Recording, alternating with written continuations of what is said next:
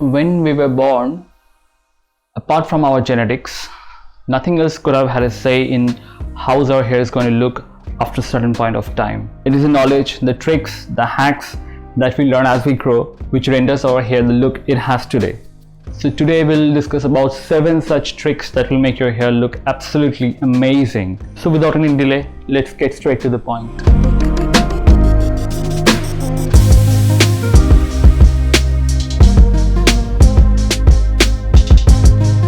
Number 1 is the frequency and the choice of shampoo. How many times you use a shampoo in a week should solely be driven by the condition of your hair. If your hair isn't too dirty and it's not too sticky and not too oily, you can maybe even shampoo once in a week.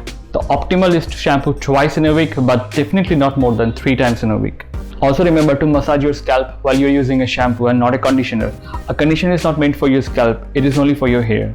But if you end up over massaging your scalp or using too much of a shampoo, you may leave your hair and scalp dry, and unknowingly you're sending direct signals to your oil gland to secrete more sebum to keep your scalp and hair moisturized. This may leave your hair and scalp oily and sticky. So be careful about what you use and how many times you use, because unfortunately if somebody ends up in a situation like this, it may take him or her couple of weeks to couple of months to recover out of it. If I have to shampoo frequently, I usually fall back to natural and herbal solutions. I use something like this. You can't see the name because the label is completely gone. Well, at least some part of it is still left, but the name, you can't see the name over here, can you? The name of the shampoo is Axiom Jivandas Mukti Gold Shampoo.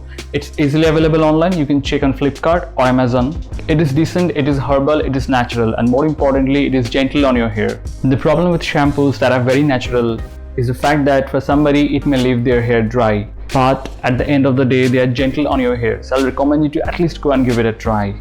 Number 2 is water. Not the water that we drink, but the water we use for taking a shower. This is the hard part, but the sad reality is that the water supply that we get in most places are not of great standard. In fact, we get hard water which can be detrimental to your hair. We buy expensive hair products, we are careful about other environmental factors, but this water thing, it usually flies under the radar. It's time you acknowledge this. And if you can't fix the water supply, you need to make sure that you clean the place where you stored it. The reservoir on top of your roof, you need to clean it at least twice a year. And if your hair doesn't become dirty too quickly, and if you have a decent scalp that isn't too oily, and if you're more of a work from home kind of guy, then you can think about not washing your hair every day. You can do it every alternate day or maybe 4 or 5 times a week. Number 3 is using as less hair product as possible. Products like pomade and gel that gives your hair high hold and shine.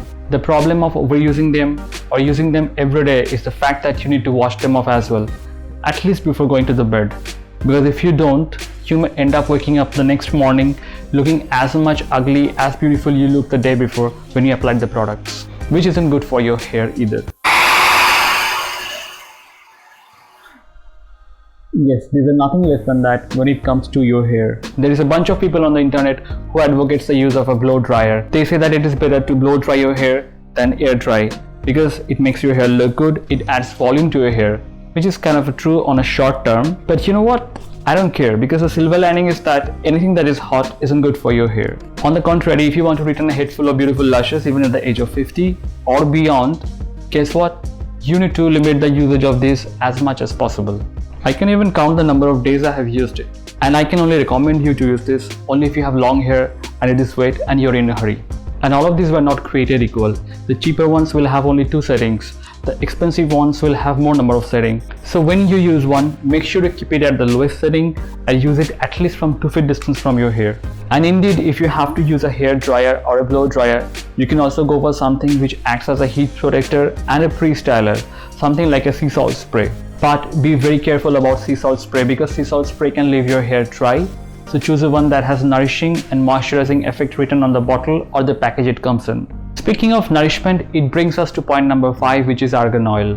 Argan oil comes from a plant which is found mostly in Morocco, and it is rich in vitamin E, which is extremely beneficial for your hair. Now these are not cheap, but the good news is that you don't need too much of them either. Only 3 or 4 drops, put it in between your palm, emulsify them and apply on your hair properly. That's it. That's all it takes. And when you plan to buy argan oil, buy a smaller unit and see if it suits you. And if it does, go for a bigger unit. There are a few options that are really good when it comes to argan oil. One of them is Saint Botanica, the other one is Anvea Pure Morocco Argan Oil. There are even cheaper options available, but see, argan oil is not cheap. And those cheaper options, I don't even know if they contain argan oil or not. Because at the end of the day, for seller, it is just business and they don't care for your hair. You have to care for it. And argan oil is not manufactured all over the world. It is mostly done in Morocco. And even if it is manufactured in other parts of the globe, the raw material mostly comes from Morocco. So the high price accounts for the fact that it comes from a different continent to your doorstep. Yes, they are expensive, but I think your hair is priceless, isn't it?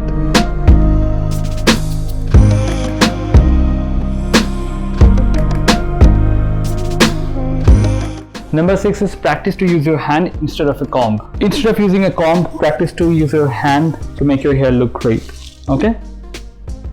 And if you still need it, make sure that you use a comb that has wider teeth and more space in between them. And also don't comb your hair when it is dry, because when it is dry, it is more susceptible to damage and it can cause hair breakage as well, eventually leading to hair loss. And if your hair is messy, no problem. Just learn to own it and wear it with confidence. And if you wear it as your shield, you will hear a lot less complaint from people. Last but not the least is tip number 7, which is fix your diet and drink plenty of water. Eat a diet that is rich in vitamins like B6, B12, folate, biotin, vitamin E, etc. Eat food that helps you to produce more keratin and more collagen, which gives your hair structure and makes it look amazing. Dark leafy vegetables, plenty of salad, fatty fishes and meat. Few days back, I have created a video just on this topic. I'll link it down in the description section. Go and do check it out. That's it guys. Those were the 7 tricks that I thought of sharing with you. My hair desperately is in need of a haircut, but I haven't tried anything at home. That's simply because when my hair grows beyond a certain point, I trust my barber more than my own skills to fix that up. Sometimes it's good technology limitations.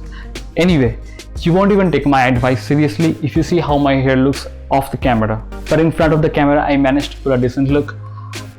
Or at least I think I can manage to pull a decent look, and that's simply because I know these hacks, I know these tricks. Now it's up to you to decide, judge and choose. And when you do, choose wisely.